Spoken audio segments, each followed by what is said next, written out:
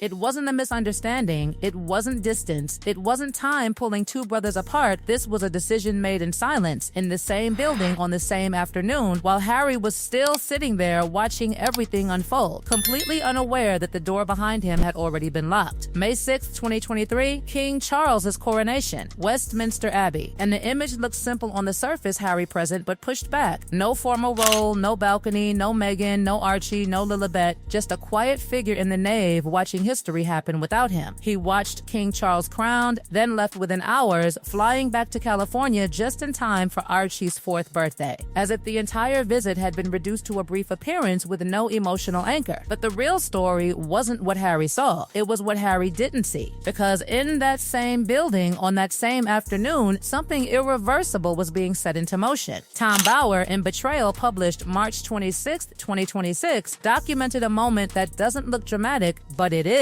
A guest at the coronation reception, same event, same day, revealed that William had already decided that afternoon not to invite Harry to his own coronation. Not later, not gradually. That afternoon, while Harry was still there, sitting, watching, believing he was still part of something that had already moved on without him. Think about how precise that is. Same building, same day, same moment in time. That isn't a breakdown, it's a line drawn. And now, fast forward to July 11th, 2026, when King Charles hosts Harry, Meghan, Archie, and Lilibet at Highgrove for the first time in 4 years. 8 words from Buckingham Palace. A private family occasion. No photographs will be released. 8 words that feel small but carry weight. William wasn't there. Not absent by accident, absent by position. And suddenly that quiet decision from 2023 doesn't feel like a rumor anymore. It feels like a pattern proving itself. 4 days ago, that Highgrove meeting looked like reconciliation on the surface, like a thaw everyone had been waiting for, but the deeper you look, the more it starts to feel like something else entirely. Because while King Charles opened the door just enough for a meeting, William stayed exactly where Bower said he would, completely outside of it. And the details surrounding that meeting start to feel almost clinical. No photographs, no extended statement, no future plans, just presence without proof. A reunion that gives nothing tangible. And when you connect that to what Bower documented just weeks before, the picture sharpens into something colder. A palace source told Paula Froelich, yes, the king would like to see his son and his grandson. No one ever wants to see Meghan again, but they understand Harry is fully untrustworthy. That's not reconciliation, that's controlled contact. Now layer in the financial thread running underneath everything. Bower outlines a Sussex annual need of $3 million,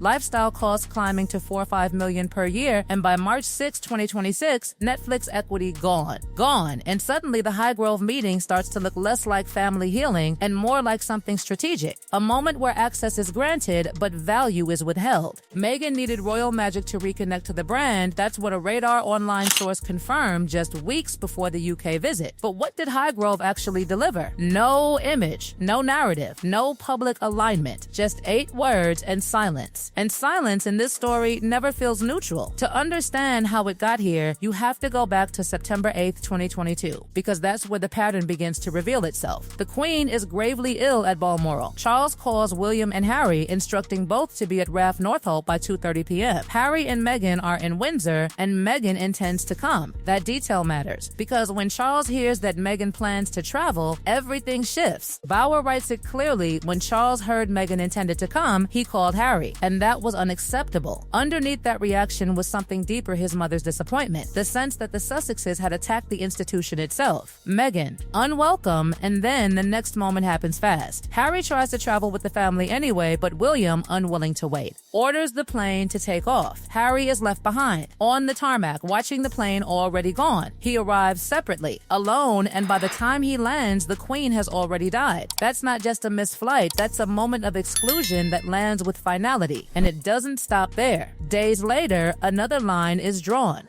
A Buckingham Palace reception, 1,000 guests, heads of state, global figures, and Harry is told he cannot attend. Only for working royals. Same building, different category. And suddenly the pattern is undeniable. 2 brothers moving in completely different directions. Charles holding back, William moving forward without hesitation. And all of it, every exclusion, every silence, every controlled appearance leads back to that single afternoon in May 2023 when Harry was still in the room, believing something that had already changed without him even realizing it. So here's the tension that refuses to go away. If William made that decision then, quietly, precisely, permanently, what exactly has Harry been negotiating for ever since? What happens next doesn't explode all at once, it tightens. Quietly, methodically, like every piece that looked isolated suddenly snapping into one continuous line that leads straight back to that afternoon Harry didn't understand while he was living inside it. Because after May 2023, the story doesn't drift, it accelerates. And the next major shift comes in October 2025 when Andrew Mountbatten Windsor's titles are stripped by letters patent, and it happens in 4 days. 4 days from public announcement to a dated legal instrument in the Gazette, confirmed November 5th, and that speed is not just administrative, it's a signal. Tom Bower documents Harry's reaction inside Betrayal, and it's not subtle. The tremors of the unprecedented sanctions against Andrew must have shocked Harry. In private, Harry realized that his own royal status was no longer invincible. That phrase, no longer invincible, lands like a realization that came too late, because by the time Andrew Mountbatten Windsor loses titles that quickly, the mechanism isn't theoretical anymore. It's proven. And when you place that moment next to May 2023, when William had already decided Harry would not attend his coronation, it stops looking like a possibility and starts looking like a pathway already mapped out. Now the timeline begins to lock itself into place. May 2023, the private decision, documented by Tom Bower through a coronation guest. October 2025, the Andrew Mountbatten Windsor precedent proves how fast titles can be removed. March 26, 2026, Betrayal is published, pushing that private decision into the public record for the first time. And then July 11, 2026, Highgrove, where Charles reaches, but William does not. 8 words. No photograph, no reinforcement, no signal of reintegration. And suddenly, every moment starts to feel less like coincidence and more like confirmation. Then comes something even quieter, but more revealing. Roya Nika, described as the journalist's most senior royals trust, gives a simple assessment on Times Radio that doesn't sound dramatic until you place it next to everything else. William is someone who does hold a grudge. He does choose sides. If someone picks the other side, he remembers that. And suddenly, every moment, every exclusion, every absence starts to connect. He remembered Oprah. He remembered the bridesmaid dress row. He remembered every statement from Montecito. He remembered Spare. And when you return to May 6th, 2023, that afternoon stops looking like a reaction and starts looking like a culmination. Now the consequences stretch beyond family dynamics into something colder: structure, status, and survival. Because the Andrew Mountbatten Windsor precedent proved the mechanism, and the commercial reality underneath it starts to feel exposed. Tom Bower outlines the Sussex financial position clearly: $3 million annually, lifestyle cost climbing, Netflix equity gone March 6, 2026. And the reality that a title is not just symbolic, it's an asset. Strip the title, strip the asset. And then the coronation decision takes on a different weight, because deciding Harry will not attend a future coronation is not just personal, it's institutional. It's a verdict about presence, about visibility, about who belongs at the monarchy's most defining moment. And then the Highgrove meeting comes back into focus, sharper than before. July 11th, 2026, Charles opens the door just enough for a meeting, but William remains exactly where every documented line suggests he would be outside it. 8 words, no photograph. And in a story where image is everything, no image becomes the loudest signal of all. So now everything sits in alignment. September 8th, 2022, Harry left behind on the tarmac as the family plane takes off. Days later, excluded from a reception for 1,000 guests only for working royals. May 6th, 2023, sitting in the nave of Westminster Abbey with no role while a private decision is made in the same building that Harry will not attend William's coronation.